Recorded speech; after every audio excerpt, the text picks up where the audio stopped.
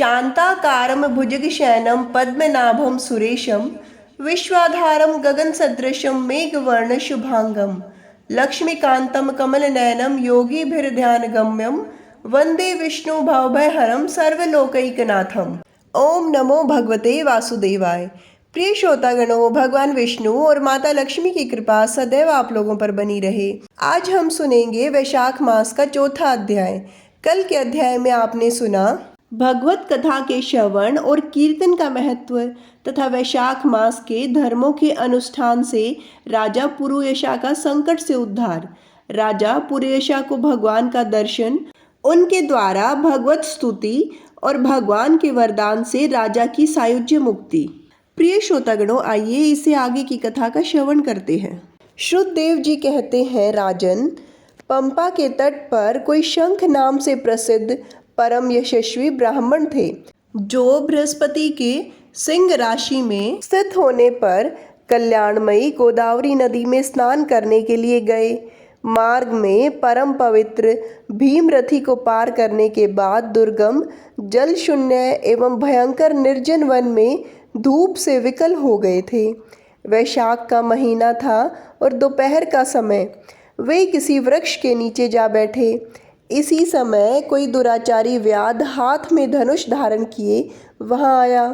ब्राह्मण के दर्शन से उसकी बुद्धि पवित्र हो गई और इस प्रकार बोला, हे मुने, मैं अत्यंत दुर्बुद्धि एवं पापी हूँ। मेरे ऊपर आपने बड़ी कृपा की है, क्योंकि साधु महात्मा स्वभाव से ही दयालु होते हैं।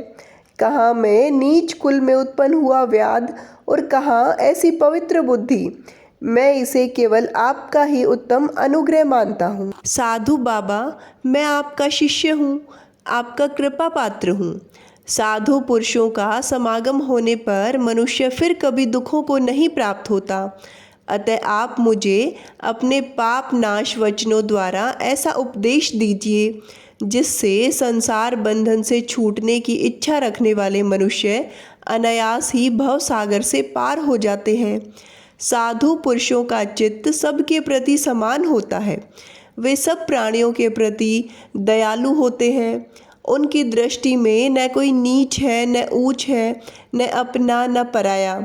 मनुष्य संतप्त होकर जब जब गुरुजनों से उपाय पूछता है, तब तब वे उस संसार बंधन से छुड़वाने वाले ज्ञान का उपदेश करते हैं।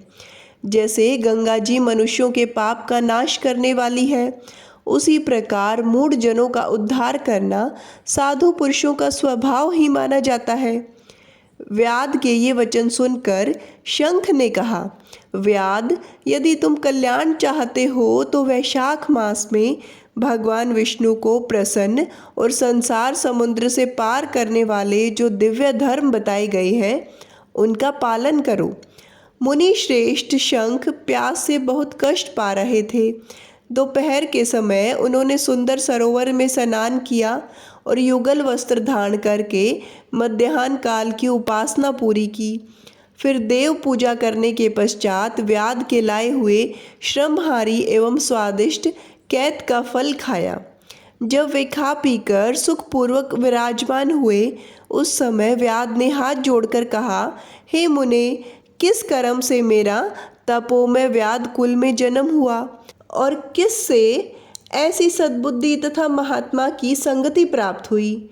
हे प्रभु, यदि आप ठीक समझें तो मैंने जो कुछ पूछा है वह तथा अन्य जानने योग्य बातें मुझसे कहिए। शंख बोले, पूर्व जन्म में तुम वेदों के पारंगत विद्वान ब्राह्मण थे।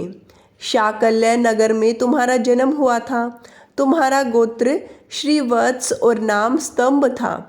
उस समय तुम बड़े तेजस्वी समझे जाते थे, किंतु आगे चलकर किसी वैश्या में तुम्हारी आसक्ति हो गई।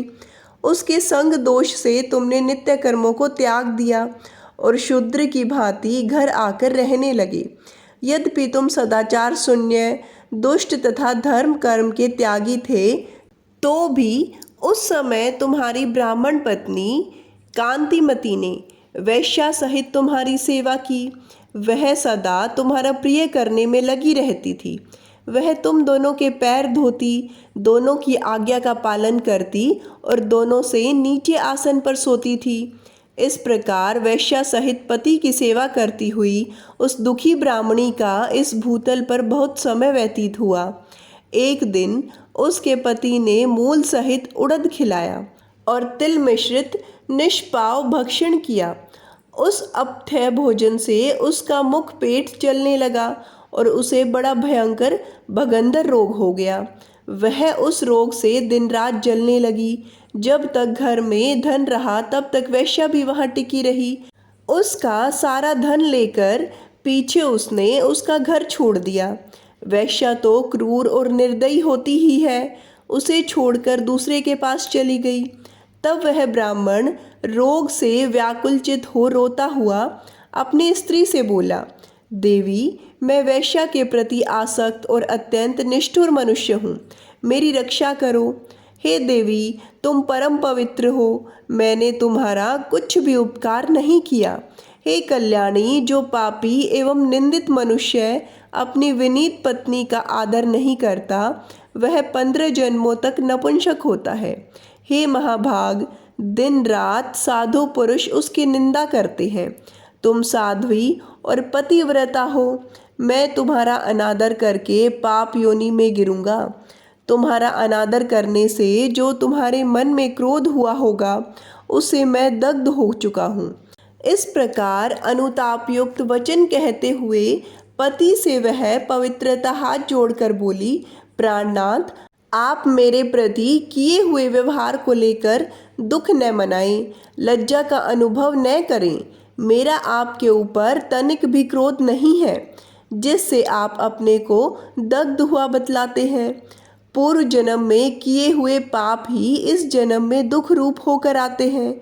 जो उन दुखों को धैर्यपूर्वक सहन करती है, वही स्त्री साध्वी मानी जाती है और वही पुरुष श्रेष्ठ समझा जाता है। वह उत्तम वर्ण वाली स्त्री अपने पिता और भाइयों से धन मांग कर लाई और उसी से पति का पालन करने लगी। उसने अपने स्वामी को साक्षात क्षीर सागर निवासी विष्णु ही माना। वह दिन रात पति के मलमूत्र साफ करती और उसके शरीर में पड़े हुए कष्टदायक कीड़ों को धीरे धीरे नख से खींच कर निकालती थी। ब्राह्मणी न रात में सोती थी न दिन में। अपने स्वामी के दुख से संतप्त होकर वह दुखिनी सदा इस प्रकार प्रार्थना किया करती थी, प्रसिद्ध देवता और पितृ मेरे स्वामी की रक्षा करें, इन्हें रोगहीन एवं निष्पाप कर दें। मैं पति के आरोग्य के लिए चंडिका देवी को भैंस का दही और उत्तम अन्न चढ़ाऊंगी। महात्मा गणेश जी की प्रसन्नता के लिए मोदक बनवाऊंगी। 10 शनिवारों को उपवास करूंगी तथा मीठा और घी नहीं खाऊंगी। मेरे पति रोगहीन होकर 100 वर्ष जीवें। इस प्रकार वह देवी प्रतिदिन देवताओं से प्रार्थना करती थी। उन्हीं दिनों कोई देवल नामक महात्मा वहां आए। वैशाख मास में धूप से पीड़ित और सायंकाल के समय उस ब्राह्मण के घर में उन्होंने पदार्पण किया। ब्राह्मणी ने महात्मा के चरण धोकर उस जल को मस्तक पर चढ़ाया और धूप से कष्ट पाए हुए महात्मा को पीने के लिए शरबत दिया। प्रातःकाल सूर्योदय होने पर मुनि जैसे आए थे वैसे चले गए। तदंतर थोड़े ही समय में उस ब्राह्मण को सन्निपात हो गया। ब्राह्मणी सौंठ, मिर्च और पीपल लेकर जब उसके मुख में डालने लगी, तब उसने पत्नी की उंगली काट ली। उसके दोनों दांत सहसा सट गए और ब्राह्मणी की उंगली का वह कोमल खंड उसके मुख में ही रह गया। उंगली कटकर उस वैश्या का ही चिंतन करता हुआ वह ब्राह्मण मर गया। तब उसकी पत्नी कांतिमती ने कंगन बेचकर बहुत सा ईंधन इकट्ठा किया और चिता बनाकर वह साध्वी पति के साथ उसमें जा बैठी। उसने पति के रोगी शरीर का गाढ़ आलिंगन करके उसके साथ अपने आप को चिता में जला दिया। शरीर त्याग कर वह सहसा भगवान विष्णु के धाम में चली गई। उसने वैशाख मास में जो देवल मुनि को शरबत पिलाया और उसके चरणोदक को शीश पर चढ़ाया था, इससे ब्राह्मणी को योगी गम्य पदम पद की प्राप्ति हुई। तुमने अंतकाल में वैश्या का चिंतन करते हुए शरीर त्याग दिया था, इसलिए इस घोर व्याध के शरीर में आए हो और हिंसा में आसक्त हो सबको उद्वेग में डाल रहे हो। तुमने वैशाख मास में मुनि को शरबत देने के लिए ब्राह्मणी को अनुमति दी थी।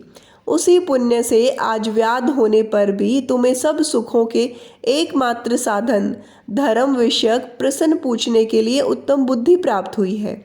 तुमने जो सब पापों को हरने वाले मुनि के चरणोदक को सिर पर धारण किया था, उसी का यह फल है कि वन में तुम्हें मेरा संग मिला। व्याध ने पूछा, ब्राह्मण, आपने पहले कहा था कि भगवान विष्णु की प्रीति के लिए कल्याणकारी भागवत धर्मों का और उनमें भी वैशाख मास में कर्तव्य रूप से बताए हुए नियमों का विशेष रूप से पालन करना चाहिए। वे भगवान विष्णु कैसे हैं, उनका क्या लक्षण है, उनकी सत्ता में क्या प्रमाण है तथा वे सर्वव्यापी भगवान किन के द्वारा जानने योग्य हैं, वैष्णव धर्म कैसे है और किससे भगवान श्री हरि प्रसन्न होते हैं। हे महात्मे, मैं आपका किंकर हूँ, मुझे ये सब बातें बताइए। व्याध के इस प्रकार पूछने पर शंख ने रोग शोक से रहित संपूर्ण जगत के स्वामी भगवान नारायण को प्रणाम करके कहा, व्याध, भगवान विष्णु का स्वरूप कैसा है यह सुनो। भगवान समस्त शक्तियों के आश्रय, संपूर्ण गुणों की निधि तथा सबके ईश्वर बताए गए हैं। वे निर्गुण, निष्कल तथा अनंत हैं। सतचित और आनंद यही उनका स्वरूप है। यह जो अखिल चराचर जगत है, अपने अधीश्वर और आश्रय के साथ नियत रूप से जिसके वश में स्थित है, जिससे उसकी उत्पत्ति, पालन, संहार, पुनरावृत्ति तथा नियमन आदि होते हैं, प्रकाश, बंधन, मोक्ष और जीविका, इन सब की प्रवृत्ति जहाँ से होती है, वे ही ब्रह्मा नाम से प्रसिद्ध भगवान विष्णु हैं। वे ही विद्वानों के समान सर्वव्यापी परमेश्वर हैं। ज्ञानी पुरुषों ने उन्हीं को साक्षात परब्रह्म कहा है। वेद, शास्त्र, स्मृति, पुराण, इतिहास, 5 रात्र और महाभारत सब विष्णु स्वरूप हैं, विष्णु के ही प्रतिपादक हैं। इन्हीं के द्वारा महाविष्णु जानने योग्य हैं। वेद सनातन देव भगवान नारायण को कोई इंद्रियों से, अनुमान से और तर्क से भी नहीं जान सकता है। उन्हीं के दिव्य जन्म, कर्म तथा गुणों को अपनी बुद्धि के अनुसार जानकर उनके अधीन रहने वाले जीव समूह सदा मुक्त होते हैं। यह संपूर्ण जगत प्राण से उत्पन्न हुआ है, प्राण स्वरूप है, प्राण रूपी सूत्र में पिरोया हुआ है तथा प्राण से ही चेष्टा करता है। सबका आधारभूत यह सूत्रात्मक प्राण ही विष्णु है, ऐसा विद्वान पुरुष कहते हैं। व्याध ने पूछा, ब्राह्मण, जीवों में यह सूत्र आत्मा प्राण सबसे श्रेष्ठ किस प्रकार है। शंख ने कहा, व्याध, पूर्व काल में सनातन देव भगवान नारायण ने ब्रह्मा आदि देवताओं की सृष्टि करके कहा, देवताओं, मैं तुम्हारे सम्राट के पद पर ब्रह्मा जी की स्थापना करता हूँ। यही तुम सबके स्वामी हैं। अब तुम लोगों में जो सबसे अधिक शक्तिशाली हो, उसे तुम स्वयं ही युवराज के पद पर प्रतिष्ठित करो। भगवान के इस प्रकार कहने पर इंद्र आदि सब देवता आपस में विवाद करते हुए कहने लगे, मैं युवराज होऊंगा, मैं युवराज होऊंगा। किसी ने सूर्य को श्रेष्ठ बताया तो किसी ने इंद्र को। किन्हीं की दृष्टि में कामदेव ही सबसे श्रेष्ठ थे। कुछ लोग मौन ही खड़े रहे।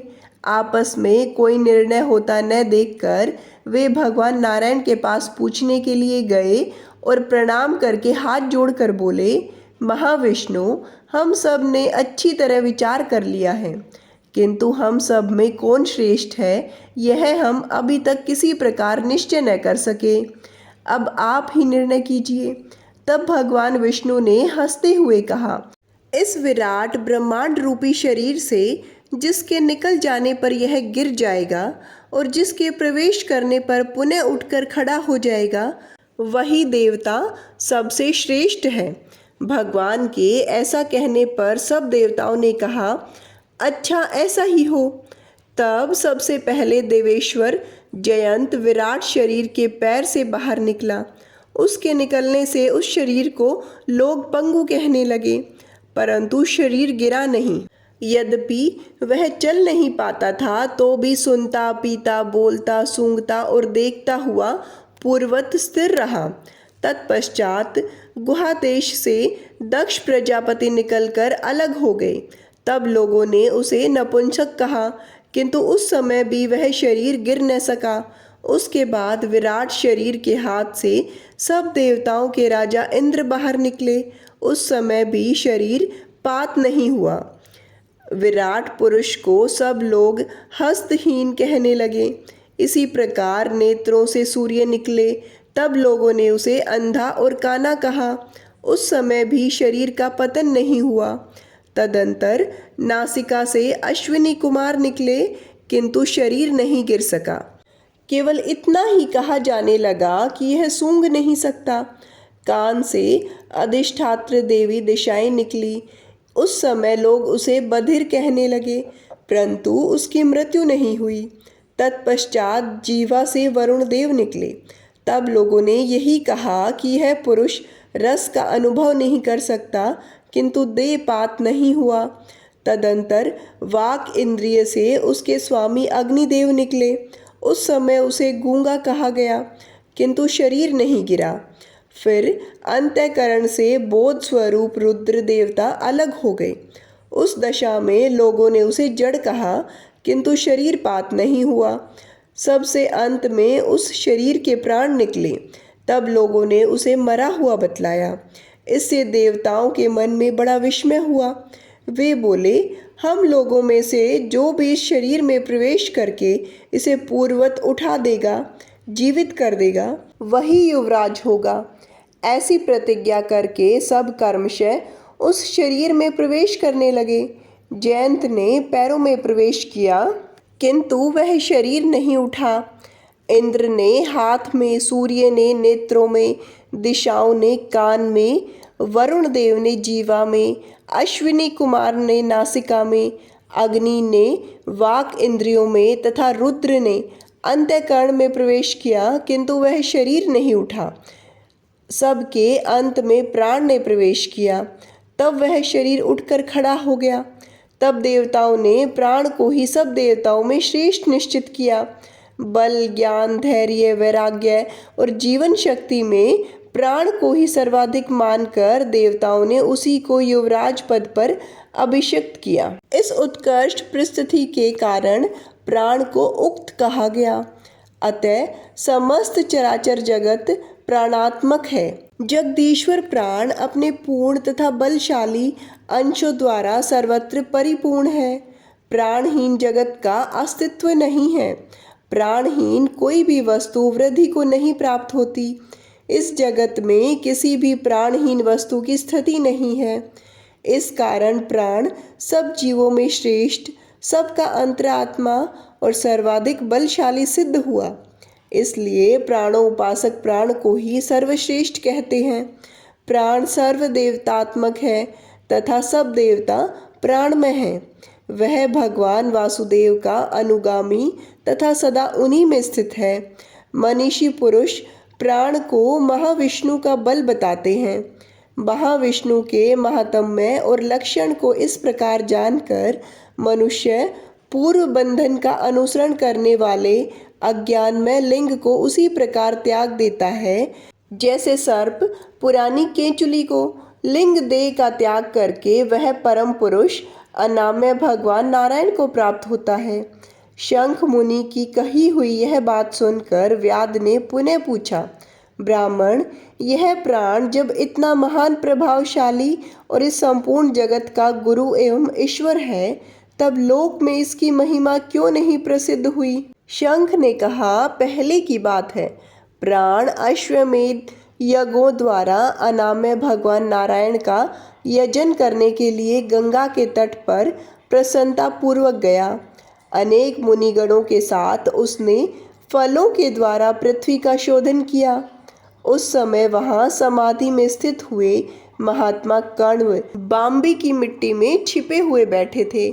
हल जोतने पर बाम्बी गिर जाने से वे बाहर निकल आए और क्रोध पूर्वक देखकर सामने खड़े हुए महाप्रभु प्राण को श्राप देते हुए बोले, देवेश्वर, आज से लेकर आपकी महिमा तीनों लोकों में, विशेषतः भूलोक में प्रसिद्ध नहीं होगी।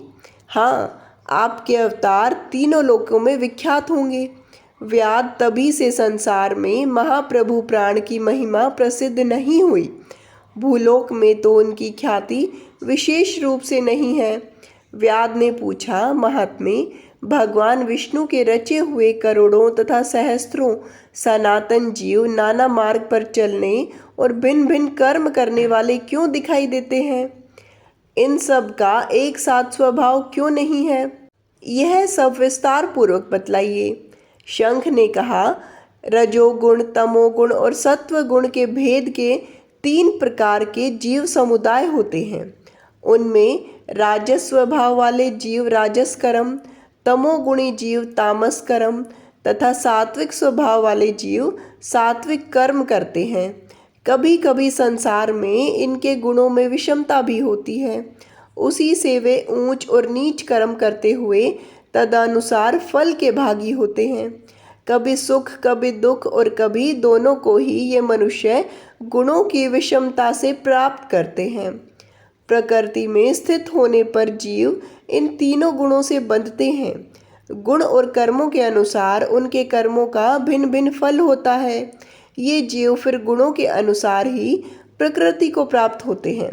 प्रकृति में स्थित हुए प्राकृतिक प्राणी गुण और कर्म से व्याप्त होकर प्राकृतिक गति को प्राप्त होते हैं। तमोगुणी जीव तामसी वृत्ति से ही जीवन निर्वाह करते और सदा महान दुख में डूबे रहते हैं। उनमें दया नहीं होती और वे बड़े क्रूर होते हैं और लोक में सदा द्वेष से ही उनका जीवन चलता है। राक्षस और पिशाच आदि तमोगुणी जीव हैं जो तामसी गति को प्राप्त होते हैं। राजसी लोगों की बुद्धि मिश्रित होती है। वे पुण्य तथा पाप दोनों करते हैं। पुण्य से स्वर्ग पाते हैं और पाप से यातना भोगते हैं। इसी कारण वे मंदभाग्य पुरुष बार बार इस संसार में आते जाते रहते हैं। जो सात्विक स्वभाव के मनुष्य हैं वे धर्मशील, दयालु, श्रद्धालु, दूसरों के दोष न देखने वाले तथा सात्विक वृत्ति से जीवन निर्वाह करने वाले होते हैं। इसलिए भिन्न भिन्न कर्म करने वाले जीवों के एक दूसरे से पृथक अनेक प्रकार के भाव हैं। उनके गुण और कर्म के अनुसार महाप्रभु विष्णु अपने स्वरूप की प्राप्ति करने के लिए उनसे कर्मों का अनुष्ठान करवाते हैं।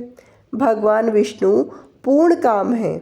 उनमें विषमता और निर्दयता आदि दोष नहीं है। वे समभाव से ही सृष्टि, पालन और संहार करते हैं। सब जीव अपने गुण से ही कर्म फल के भागी होते हैं। जैसे माली बगीचे में लगे हुए सब वृक्षों को समान रूप से सींचता है और एक ही कुएं के जल से सभी वृक्ष पलते हैं, तथापि वे पृथक पृथक स्वभाव को प्राप्त होते हैं। बगीचा लगाने वाले में किसी प्रकार विषमता और निर्दयता का दोष नहीं होता। देवादिदेव भगवान विष्णु का एक निमेष ब्रह्मा जी के एक कल्प के समान माना गया है। ब्रह्म कल्प के अंत में देवादिदेव शिरोमणि भगवान विष्णु का उन्मेष होता है, अर्थात वे आँख खोलकर देखते हैं। जब तक निमेष रहता है तब तक प्रलय है। निमेष के अंत में भगवान अपने उद्र में स्थित संपूर्ण लोकों की सृष्टि करने की इच्छा करते हैं। सृष्टि की इच्छा होने पर भगवान अपने उद्र से स्थित हुए अनेक प्रकार के जीव समूहों को देखते हैं।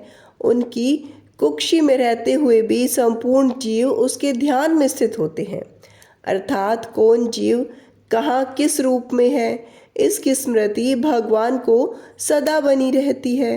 भगवान विष्णु चतुर्व्यूह स्वरूप हैं।